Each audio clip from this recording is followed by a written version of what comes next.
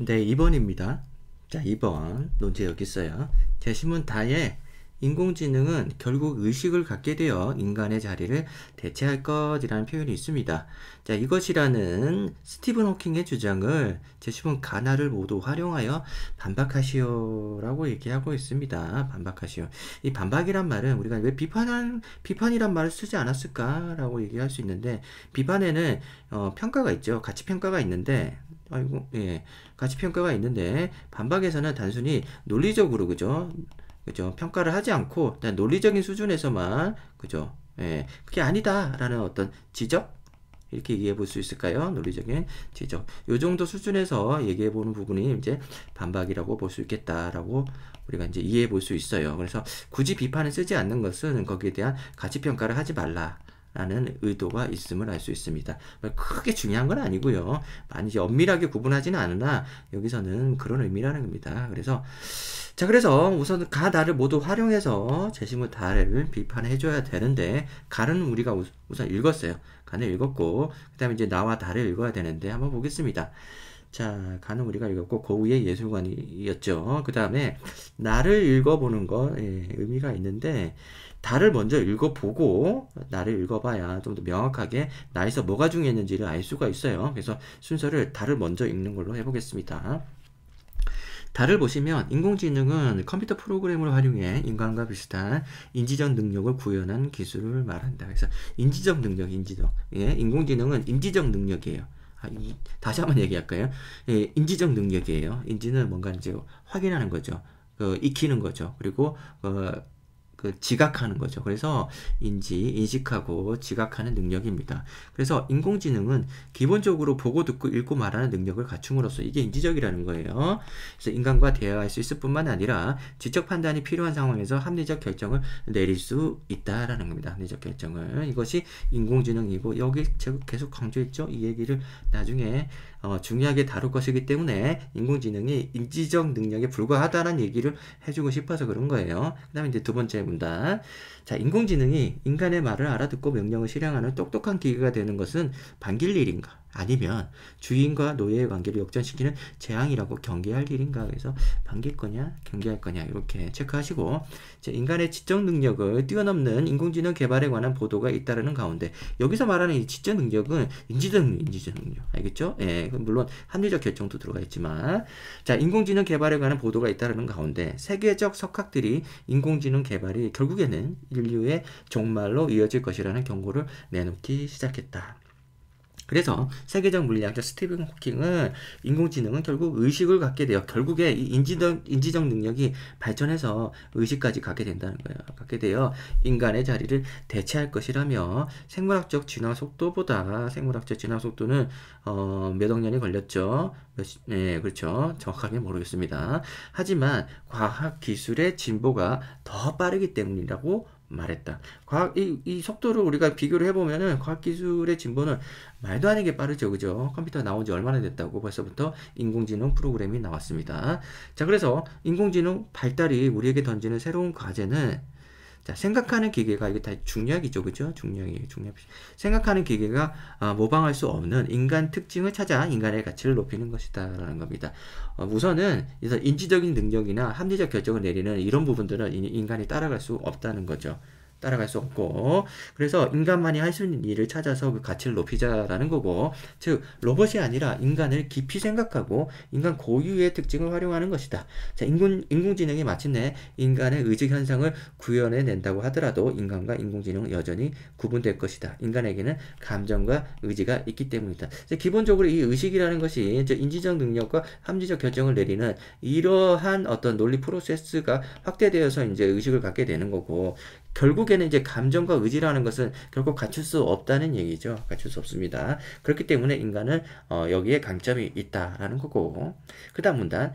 감정은 비이성적이고 비효율적이지만, 뭐 나쁜 말 쓰고 있네요. 그래서 인간됨을 규정하는 본능으로 감정에 따라 판단하고 의지적으로 행동하는 인간에게 감정은 강점이며, 그래서 이 의지가 있는 한, 이런 어떤 감정이라는 것은 이 의지가 있는 한 강점이 된다는 거예요. 그러나 또 동시에 결함도 되고, 자, 논리적으로 설명할 수 없는 인간의 행동은 대부분 감정과 의지에서 비롯한 것이다. 그러니까 결국에는 핵심은 인간의 감정과 의지에 있다라는 겁니다. 자, 인류는 진화의 세월을 거쳐 공감과 두려움, 만족 등 다양한 감정을 발전시켜왔다. 자, 인공지능은 기술의 발전이고 인류는 진화의 발전이잖아요. 진화하지 않습니까? 그래서 진화로 설명을 하고 있는 거예요. 이 진화의 세월을 거쳐서 이런 공감과 두려움, 이런 감정들을 발달시켜 왔다는 거죠. 진화의 결과라는 겁니다. 자, 인간의 감정과 의지는 수백만 년의 진화 과정에서 인류가 살아남으려고 선택한 전략의 결과이다라는 겁니다. 전략의 결과. 좋다는 거죠. 그죠? 진화의 결과라는 것은 무조건 생존에 유리한 어떤 종이나 개체들이 살아남았다는 뜻이고, 이런 감정이 발달된 것은 그만한 이유가 있다는 거 아니겠습니까? 그래서 이것은 진화의 발전 결과다라는 것이죠. 자, 그 다음에 인공지능 시대의 인간을 인간답게 만드는 것은 무엇보다 결핍과 그에 따른 고통이다. 앞에서는 감정과 의지가 설명됐어요. 여기서는 뭐 체크를 해놓을까요? 감정, 글씨를 너무 못 쓰는데, 의지 이렇게 체크해놓고 밑에서는 결핍과 고통 이렇게 새로운 내용이 나오잖아요. 이렇게 얘기가 나오고, 그 다음에 인류의 역사와 문명은 이러한 결핍과 고통에서 느낀 이것이 이제 감정을 촉발시킨다는 거죠. 여기에 동력으로 발달해오는 고유의 생존 시스템이다. 고유의 생존 진화죠. 진화 시스템이죠. 자, 그래서 결핍과 고통을 벗어나는 과정에서 인류가 체득한 생존의 방법이 유연성과 창의성이라는 거죠. 유연성과 창의성. 자, 이게 더 중요한 거죠. 결핍과 고통보다는. 그래서 위에서는 감정과 의지 이걸 하고, 이것 덕분에 우리는 유연성과 창의성을 가질 수 있다라는 거죠. 자, 우리는 기계를 설계할 때 부정확한 인식과 판단, 여기 읽고 있어요. 예. 판단, 감정에서 비롯한 변덕스럽고 비합리적인 행동, 망각과 고통 같은 인간의 약점을 기계에 부여하지 않는다는 거죠. 비합리적이니까 이거를 인공지능에 부여할 수는 없겠죠. 그래서 인간은 우리가 기계에 부여하지 않을 이러한 부족함과 결핍을 지닌 존재이다. 부족함과 결핍. 하지만 거기에 인공지능 시대에 우리가 가야 할 길이 있다라고 하고 있습니다. 그래서 감정, 의지, 결핍, 고통, 유연성, 창의성 이 단어가 나오지 않으면 답안이 완성되지 않습니다. 거기서 더해가지고 뭐 생물학적인 속도라든지 과학기술 진보라든지 이런 것들도 같이 쓸 수 있고요. 나머지 또 추가적으로 할 수 있는 내용은 인공지능 설명하는 과정에서 인지적 능력과 합리적 결정 이런 내용도 우리가 포함해서 쓸 수 있겠죠. 그래서 달을 통해 갖고 우리가 인공지능에 대해서 알 수 있고, 그 다음에 이 인공지능과 차별점은 여기 나와 있는 요 내용들이 전부 다 인공지능의 구별점이죠. 그러면 여기서 이제 우리가 이 대체할 것이다라는 것에 대한 논박이 이 뒷부분에 다 나와버린 거예요.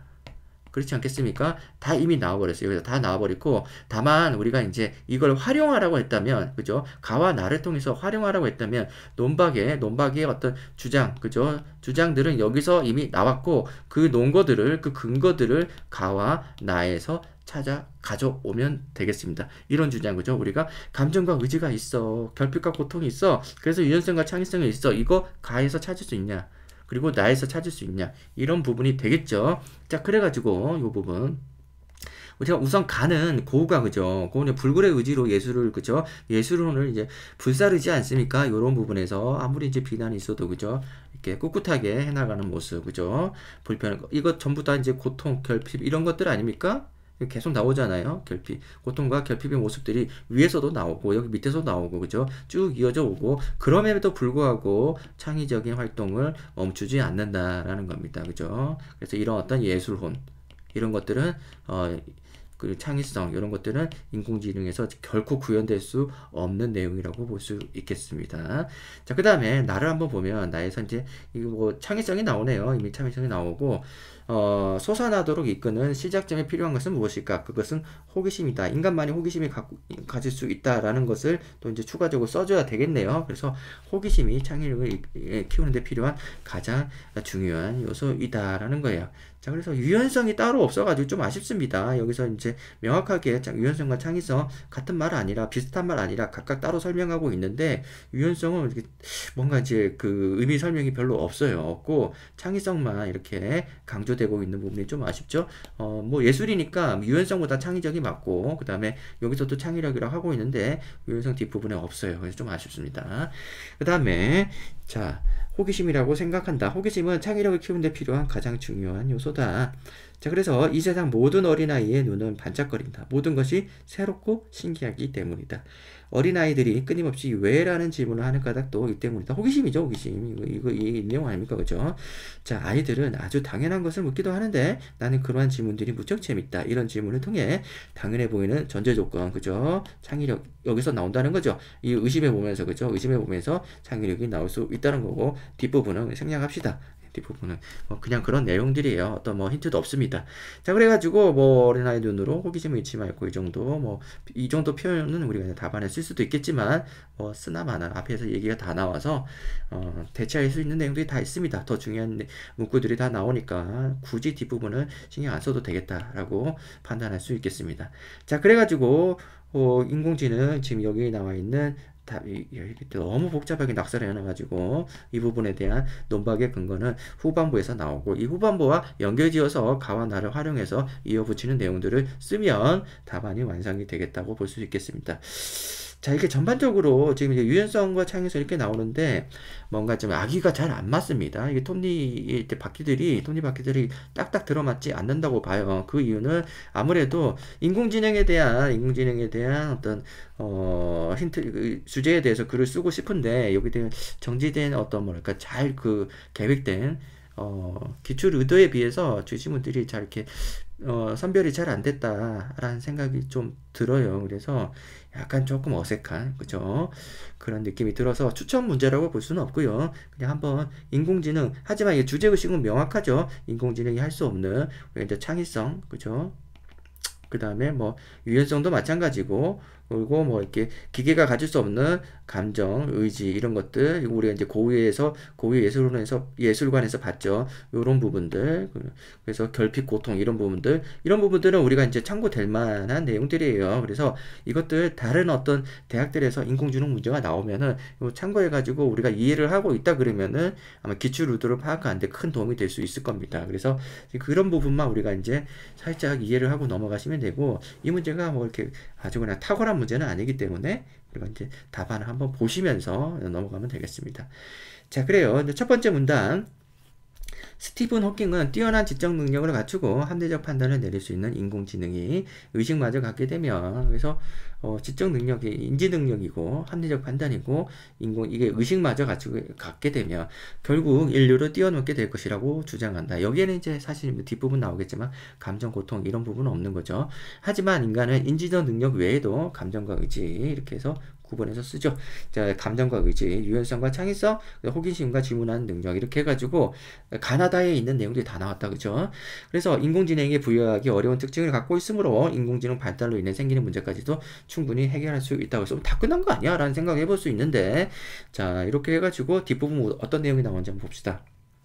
여기서 나 이렇게 해가지고 가나를 활용해서 쓰시오, 활용해서 반박하시오 라는 부분들 여기에 이제 집중해서 뒷부분 쓰고 있다는 걸 알 수 있는데, 이 내용이 다 나와가지고 결국 여기 있는 다는 이 다를 첫 번째 문단은 다를 그냥 정리한 거다 라는 것을 알 수가 있겠습니다. 자, 그래서 뭐 이게 좀 문제 설계가 쉬워요. 그래서 이미 논박할 논거들이 다 나와 있는데 가나에서, 그죠? 뭘 얼마나 얘기할 수 있을지 다 이제 현란한 문장으로, 그죠? 분량만 채우고 있는 거 아닌지 모르겠는데 읽어보겠습니다.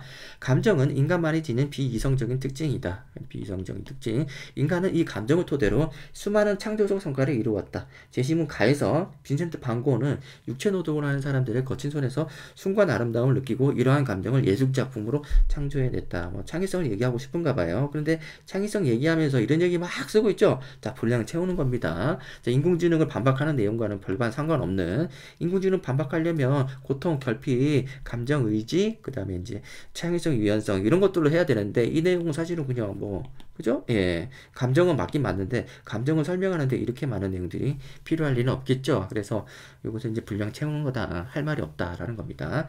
자, 이 창조의 과정에서 그는 물질적 결핍 나오고 고통 나오고 뭐 창작의 어려움 등 다양한 현실적 곤란에 부딪혔지만 예술작품을 창작하겠다는 의지를 갖고 유연성과 창의성, 유연성은 없는데 유연성 어디서 나오지? 그래서 그냥 말 만들고 있다라는 걸 알 수 있겠고, 근데 논리를 아예 뭉개버리고 있죠. 경계를 뭉개버리고. 그래서 그냥 쓰고 있습니다.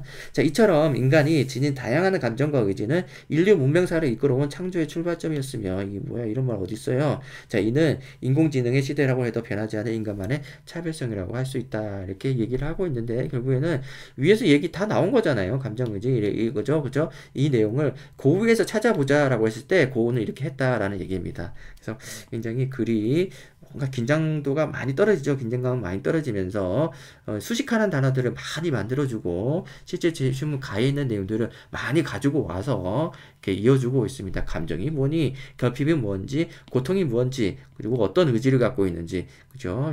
창조는 어떤 것인지에 대해서 수식을 가에서 내용을 찾아서 많이 써주고 있습니다. 이제 아주 모범적인 사례예요. 제가 분량을 늘린다 이런 얘기를 하고 있지만은 아주 모범적인 장문을 쓸 때 아주 모범적인 사례으로 여러분들이 참고를 하셔야 되겠습니다. 자, 그 다음에 또한 인간은 새로운 것, 미지의 것, 당연하다고 여겨온 것에 대한 호기심을 가지고 이를 해소하기 위해 끊임없이 질문할 수 있는 존재다. 호기심보다 창의성이 맞지 않을까라는 생각이 드는데 위에서 여기서 창의성 다 썼다 생각하는 거죠. 그래서 호기심을 추가로 쓰고 있는 것 같아요. 자, 그래서 두 번째 문장. 재심은 나에서도 아이는 호기심을 갖고 질문을 거듭했고 아빠는 아이와 함께 창의적으로 해결할 방법을 찾는다. 이렇게 마찬가지로 만약 인공지능이 의식을 갖게 되어 인간의 자리를 위협하는 상황이 생기더라도 인간은 이 새로운 상황에 대해 호기심과 질문을 통해 답을 찾고 창의성을 발휘해 대안을 마련할 것이다. 즉 과학기술의 진보가 생물학적 진화보다 빠르다 해도 인간은 등등 굉장히 쓸데없는 얘기들이 많이 나오고 있습니다. 그래서 뭔가 얘기를 쓸데없는 게 아니고 구구절절 쓰고 있어요. 압축적으로 쓰지 못하고. 그러니까 이게 어울리지 않는 문제라는 거죠, 사실상. 그래서 뼈대는 이미 다 나왔습니다. 핵심적인 거는 창의적인 거, 이 내용, 이 문장, 이 세 줄에서 끝났고요. 끝났고, 나머지는 뭐 그냥, 흥미가 확 떨어지죠. 그죠? 예. 했던 얘기 계속하고. 그래서 지금 이 내용은 지금 창의성 얘기가 나오면서 생물학적 진화라느니 과학 기술의 진보라느니 이거 지금 제시문 다에 나온 거잖아요. 다에 나온 건데 이 내용이 나와 어떤 연결 지점이 있습니까? 전혀 없잖아요. 그죠? 그래서 과학적 생물학적 진화와 과학기술의 진보 이런 것들이 나에서 아이가 아빠한테 물어보는 창의적인 질문과는 관련이 없는데 그냥 이제 우겨 넣은 거죠. 우겨 넣은 거고 이 부분은 매우 아쉽습니다. 그래서 추천 문제에서는 탈락이에요. 탈락. 예. 좋은 문제 많은데 그죠? 이걸 굳이 추천할 필요는 없을 것 같고 아무튼 인공지능에 관련돼서는 아주 정확한 주제의식을 갖고 있고 이 부분 여러분들이 참고하면 좋겠고 두 번째 문단에서 이 답안을 쓰는 방식, 장문을 쓰는 방식 요거는 참고할 만하다라는 것을 여러분들이 기억을 해주시면 되겠습니다. 문제가 어렵지 않긴 하지만은 설계가 좀 많이 아쉬워요. 많이 아쉬워서 요거는 그러려니 하고 넘어가면 되겠습니다. 자, 이번 문제도 이렇게 마치겠습니다. 예, 수고하셨습니다.